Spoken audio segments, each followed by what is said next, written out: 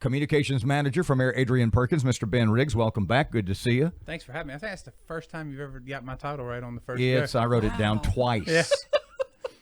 Amazing job. Ben, Thanks. Ben, I put a post up the other day because I went and watched the mayor's PR video. Huh? And in that PR video, I had some questions. And let's start with the first one. The mayor says the bond issue is a, quote, financial tool to pay for capital improvement projects. Yeah. Good point. But this bond issue also has some, what I might consider routine maintenance items. And I even got an email from folks who say, why are bond funds being used for projects that will have a useful life shorter than the bond payoff? Things like roof, vehicle, heavy equipment, air conditioners, etc.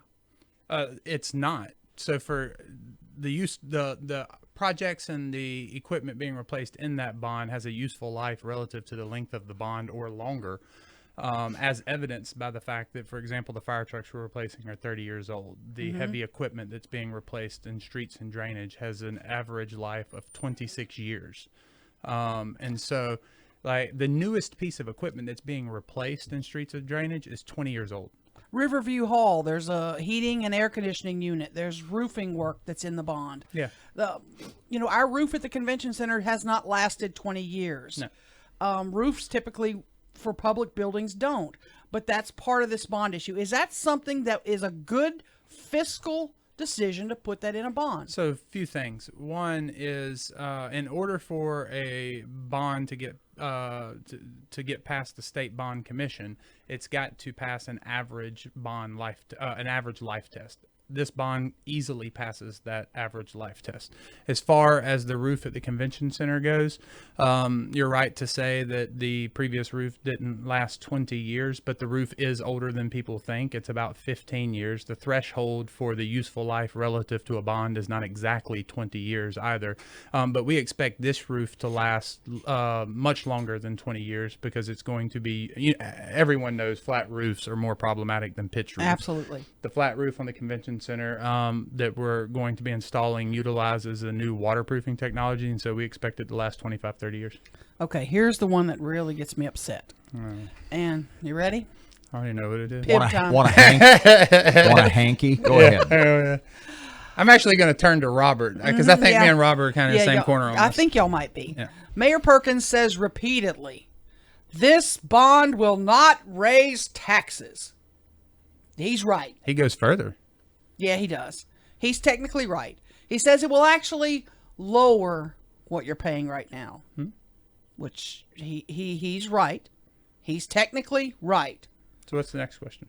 My budget told me that by the end of this year, my car note's going to be paid off. I'm going to be done paying my car note. That $500 I pay on my car note is now going to go into my vacation fund. And I can put it somewhere else. I can use that money somewhere else. Yeah. City promised me this bond was going to roll off at the end of 2019. And now I wouldn't have to pay that anymore on my homeowners and taxes. But now we're going to roll 6 mils of this back on as a new tax. I don't care what y'all want to call it. It's a new one because the old one's going away. This is a new one to replace it for 20 more years. Help me wrap my brain around that. It's a new, you've heard me say, don't pee on my leg and tell me it's raining. Unfortunately, I have heard you say that. So it's absolutely a tax decrease. The reason it's a tax decrease is because it's replacing millages that are on expiring bonds, and it's replacing them at a lower rate, which is the definition of a decrease. Now, to piggyback off of the analogy you're using about a car note.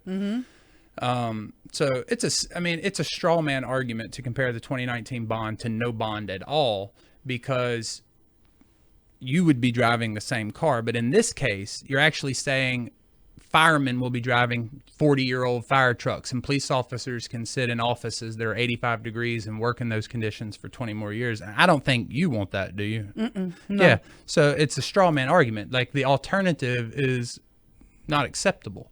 You know, we've got a bridge that could be decommissioned any day. Then- So, and Roberts brought this up before. Roberts said, like, yes, it's not a. What I had likened it, pardon me, I said, but you're getting a new car. Exactly. And everybody gets to vote on whether or not they want the But new car. I don't know if I want every new car that you've signed me up to buy. haven't signed- I want some of the new cars that you're signing me up for. I don't know that I want all of them. Well, so then by that I assume you mean I'm on board with police and fire. So let's talk about what you will be doing in your new car. Mm-hmm. We'll set Proposition 2 aside, and we'll talk about 1 and 3.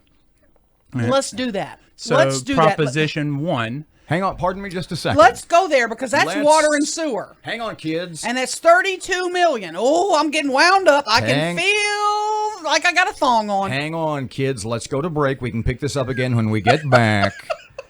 We got to go to break if Aaron's talking about thongs.